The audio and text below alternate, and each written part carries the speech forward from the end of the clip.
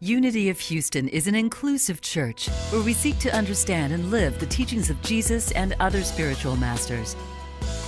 At Unity, we welcome all people from all spiritual paths and every walk of life. We celebrate the diversity of our city and of our world, and we teach love, tolerance, and oneness, seeking to live in harmony with open minds and open hearts. Wherever you are in your spiritual path, you are always welcome at Unity.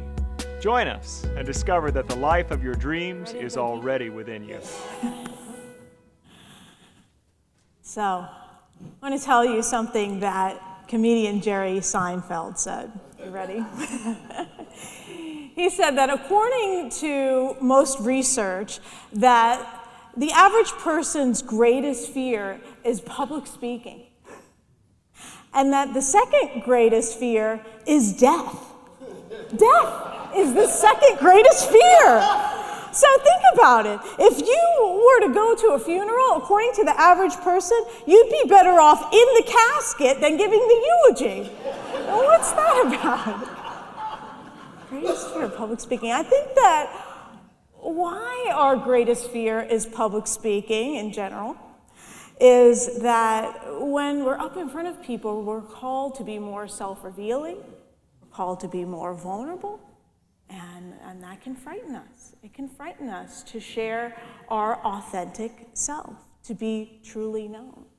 And yet, I believe that it is our deepest spiritual calling to be truly known, to express our authentic, deepest selves.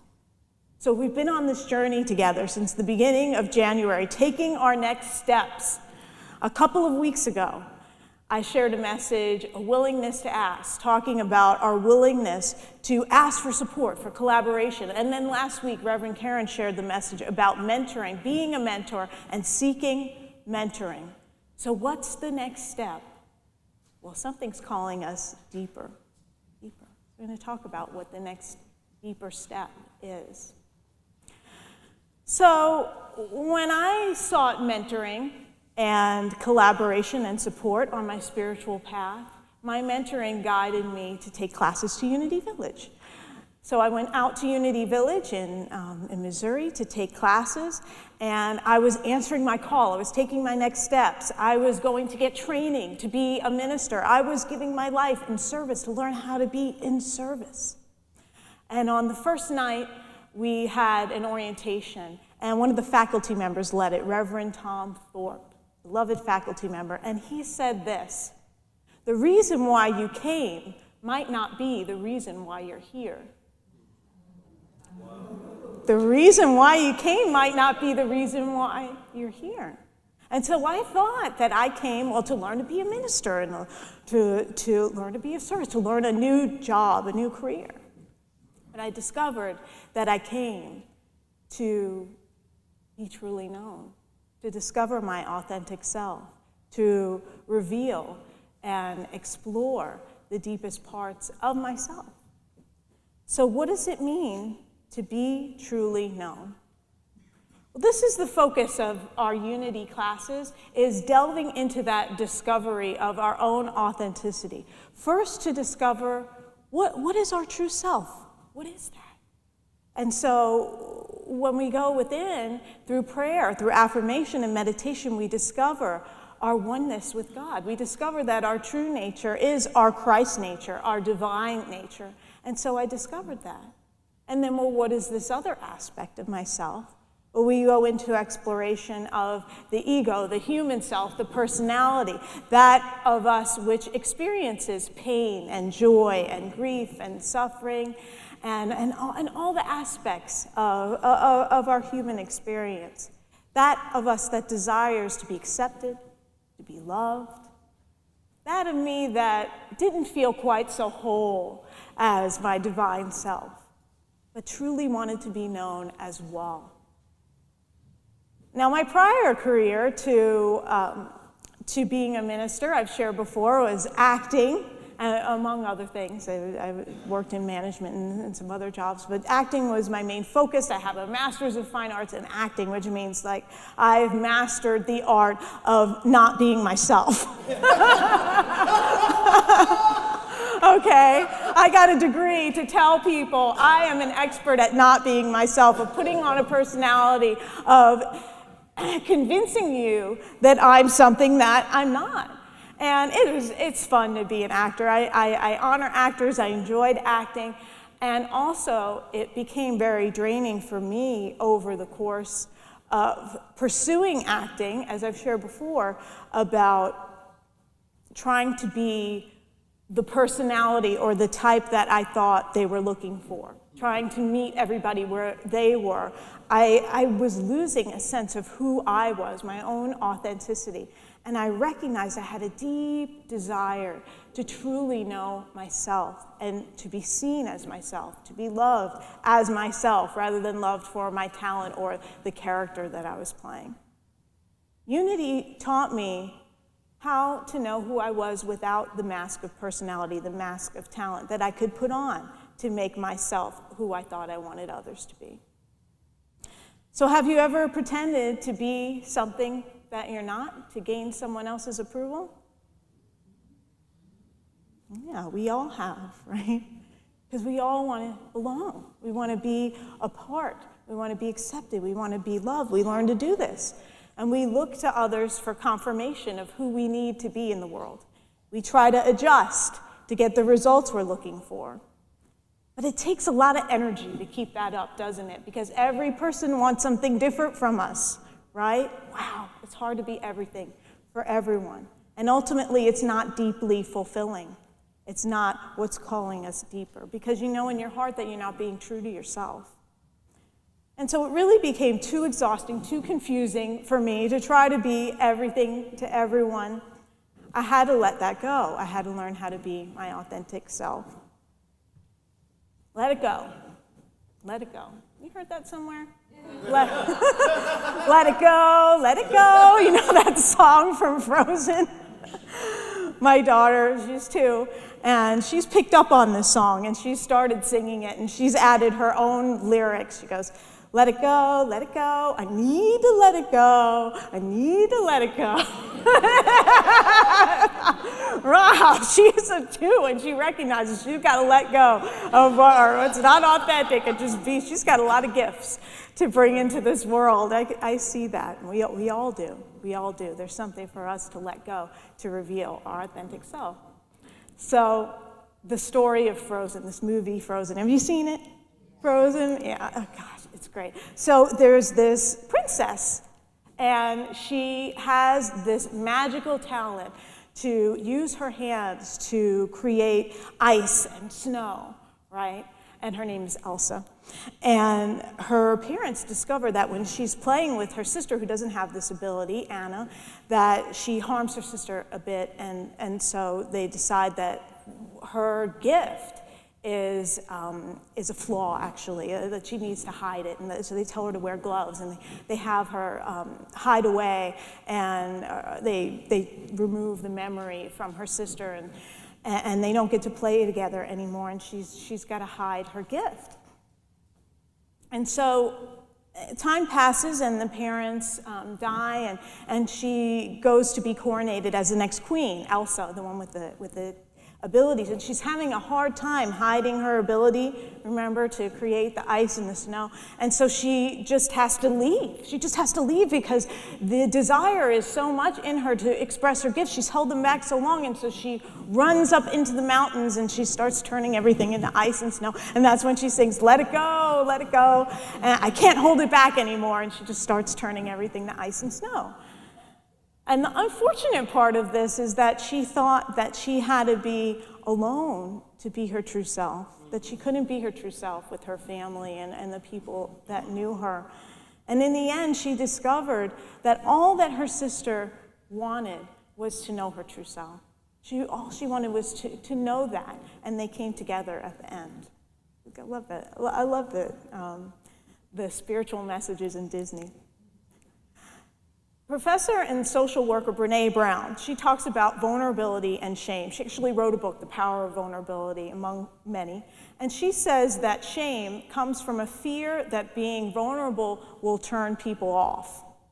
That we have a need to belong, and so we think if we're vulnerable, we'll turn people off. Elsa was shamed by her gift, for her gift, and she hid it for fear of hurting others. And Brené Brown says that being vulnerable by exposing our true selves actually brings respect. It's the opposite of what we think will turn people off, actually brings respect. Also, when she began to use her gifts to do something positive and to bless the people in her town, that they respected her, they loved her for that. What was something that she was ashamed of actually became like something really, really cool and loved about her when she became queen. In 1 Corinthians chapter 13, verse 12, the Apostle Paul wrote, "For now we see in a mirror dimly, but then we will see face to face. Now I know only in part, then I will know fully, even as I have been fully known." So when you look in a mirror, do you see all that you are? You see all that you are? Well, you see what the world sees, right? You see the package, right? But we know in our hearts that there's so much more to us that's not seen, that we know within, that's ready to be born and expressed, the greater self. It's not the whole picture, what we see in the mirror.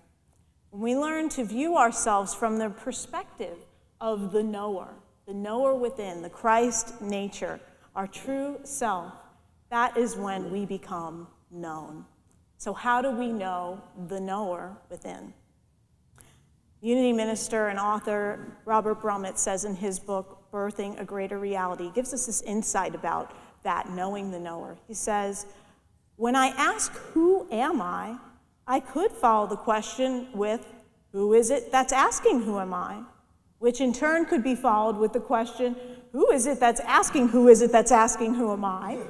And this process could go on forever. It's an infinite regress. It's like holding two mirrors in front of each other.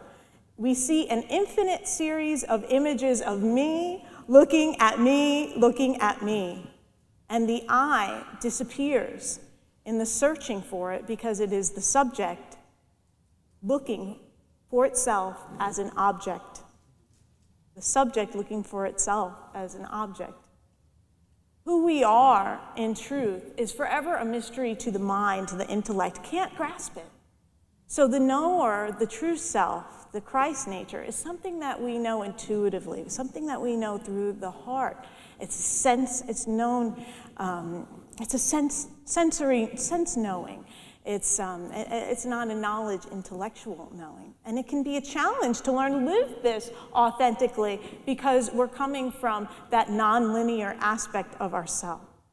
Always being true to who we are in a world that wants us to look and behave a certain way, that tells us through the media how to look and behave in order to belong, to be accepted.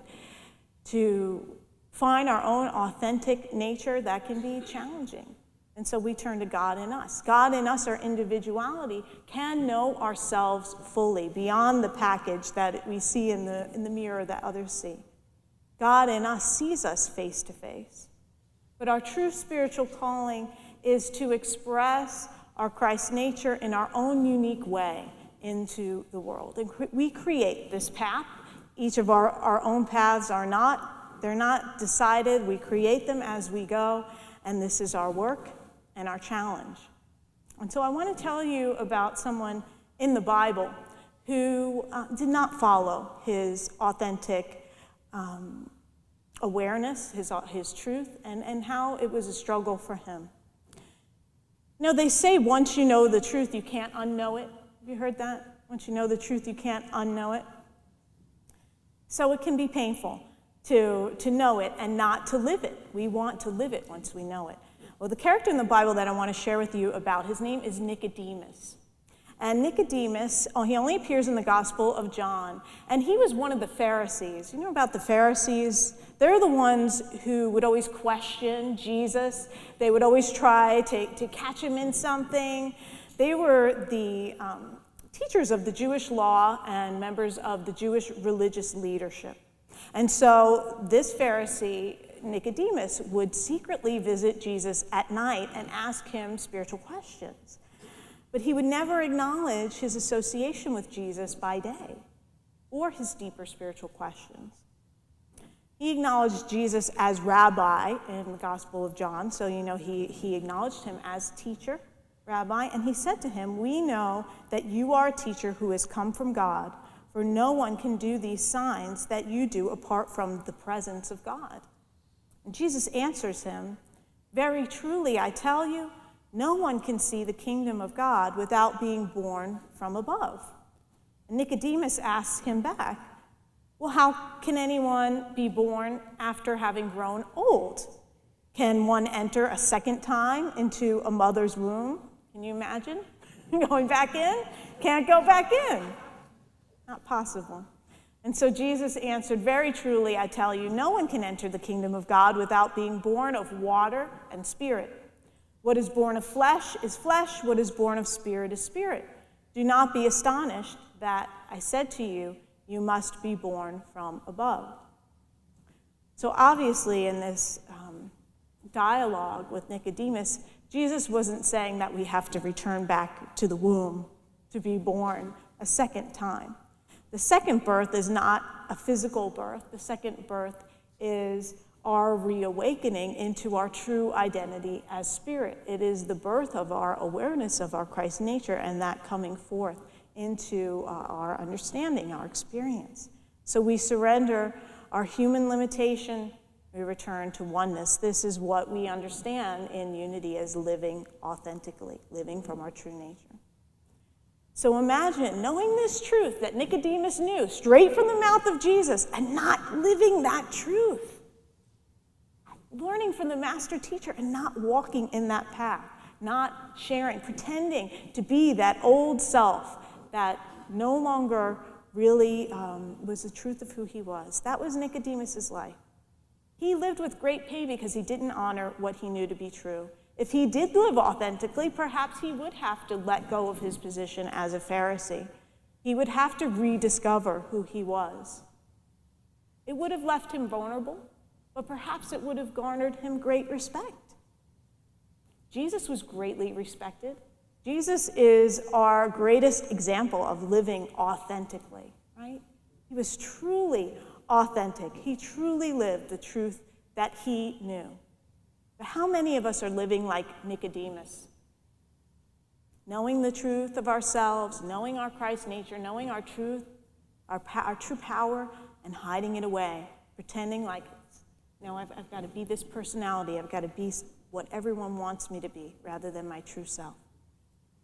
Wonderful author Mark Nepo says in the Book of Awakening, we each carry a Jesus and a Nicodemus within us.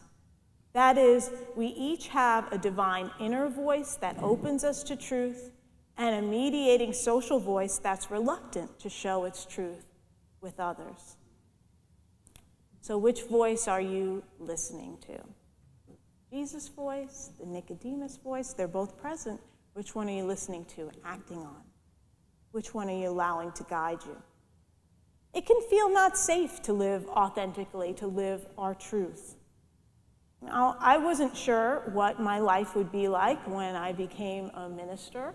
It was a new profession that I am stepping into where I used to have a script. I used to have a character. People didn't like it. No, they didn't like the play or they didn't like the story or whatever. But here I stand with my words and my ideas. Feels very vulnerable. I was like, oh my, I picked to talk for myself about authenticity and vulnerability. What am I got to get up and just be vulnerable. This is the idea. It's like, yes, I get to do that. I get to share my own words and my own message. It's exciting. And it took a different awareness of myself to be able to let go of being the performer and to step in with faith to sharing authentically who I am, stepping out of my comfort zone and a lot of surrendering to spirit. Brene Brown wrote, if you trade your authenticity for safety, you may experience the following: anxiety, depression, eating disorders, addiction, rage, blame, resentment, and inexplicable grief. So these are all things that we can experience when we hold back our true selves, trying to be safe, trying to stay in our comfort zone. It's in that very place of vulnerability that we might be afraid of stepping into that true transformation can take place, in that opening.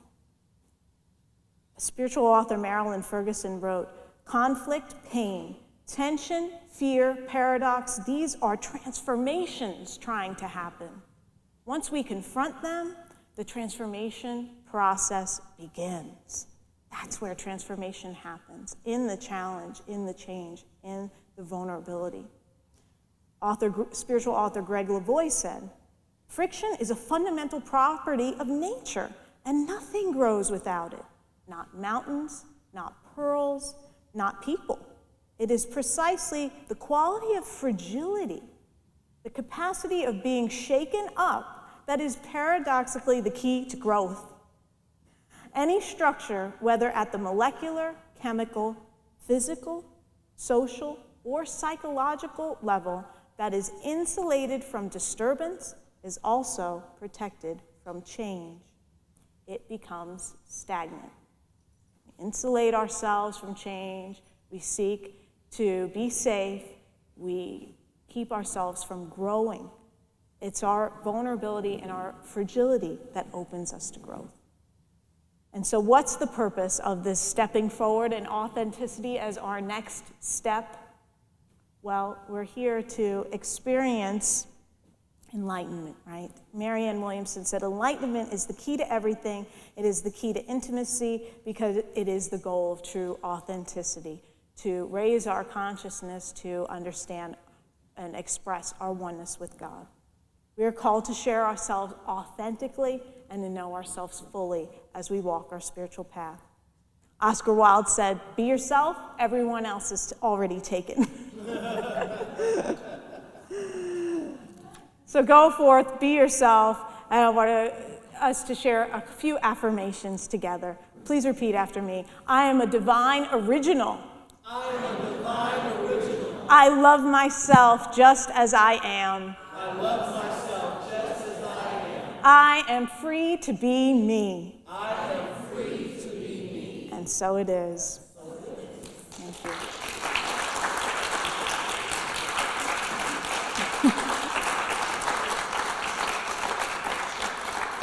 Thank you for watching this message today. I'd like to invite you to join us in person here on campus at Unity of Houston for Sunday morning or Wednesday evening services.